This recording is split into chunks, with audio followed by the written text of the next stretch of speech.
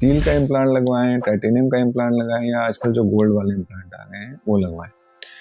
देखिए, इम्प्लांट अलग अलग किस्म के अलग अलग कॉस्ट के हैं मार्केट में, और सबका अलग अलग रोल है और अलग अलग क्वालिटी होती है इम्प्लांट की। एक मैं इसका उदाहरण देता हूँ। एक आप बाज़ार में जाते हैं तो एक कमीज़, जो शर्ट जो हम पहनते हैं, वो भी आप खरीदेंगे तो अलग अलग रेट की आती है। आप 100 रुपये की भी ले सकते हैं और 1 लाख रुपए की भी ले सकते हैं।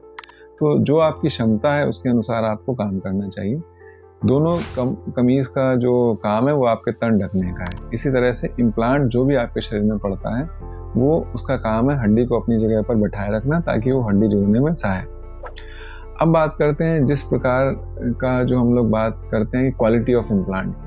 नो डाउट जो अच्छे इम्प्लांट होते हैं अच्छी कंपनियों के, विदेशी कंपनियों के, जिनका जो मटेरियल जो यूज़ होता है, हम लोगों को टाइटेनियम या स्टील से ज़्यादा पूछना चाहिए किस प्रकार का मटेरियल का इम्प्लांट लगा। That is more important as compare to titanium, steel या गोल्ड। तो मटेरियल की क्वालिटी अगर अच्छी है, अगर हम टाइटेनियम भी अच्छे ग्रेड वाले टाइटेनियम का इम्प्लांट अगर आप में लगा रहे हैं शरीर में, तो हमेशा उसकी जो स्ट्रेंथ है वो लो ग्रेड के टाइटेनियम के इम्प्लांट से बेहतर रहेगी। और बहुत से मरीज बोलते हैं डॉक्टर साहब कि टाइटेनियम का लगने के बाद एमआरआई हो जाएगा। नो डाउट टाइटेनियम लगने के बाद एमआरआई हो सकता है, और आजकल जो नए तरह का स्टील भी आ रहा है जिसको हम एल्यूमिनियम स्टील बोलते हैं, उसके अंदर भी आपका एमआरआई हो सकता है। तो बहुत से इम्प्लांट जो स्टील के आते हैं वो भी एमआरआई कंपैटिबल होते हैं, और आजकल बहुत से सेंटर में एमआरआई भी ऐसे आ गए हैं जो स्टील, नॉर्मल स्टील के लगे इम्प्लांट में भी एमआरआई कर सकते हैं। तो आप बेस्ट की बात करें तो बेस्ट ऐसे इम्प्लांट है जिसके के अंदर क्वालिटी ऑफ मटेरियल, चाहे वो टाइटेनियम हो चाहे स्टील हो, वो सबसे बेस्ट क्वालिटी का लगा हो। तो हम अब जो डिसीजन लेना है वो स्टील और टाइटेनियम से ज़्यादा हम लोग को सोचना है कि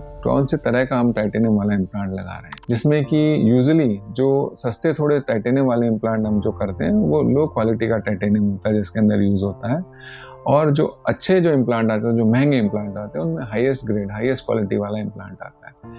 एक तरह से इसका उदाहरण मैं दूं, जैसे हम अच्छे कैरेट का गोल्ड लेंगे, वो ज़्यादा प्योर होता है, ज़्यादा शुद्ध होता है। जैसे 24 कैरेट का गोल्ड है वो ज़्यादा शुद्ध माना जाता है, और 16 या 14 कैरेट का गोल्ड होता है वो थोड़ा कम शुद्ध होता है।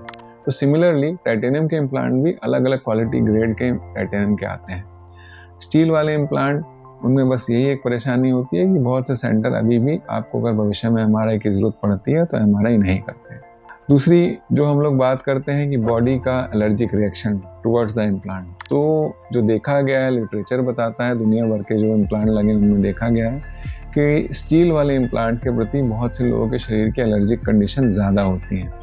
टाइटेनियम थोड़ा सा लेस एलर्जी करता है आपके शरीर में, तो आपके शरीर में उससे रिएक्शन होने की संभावना काफ़ी कम होती है।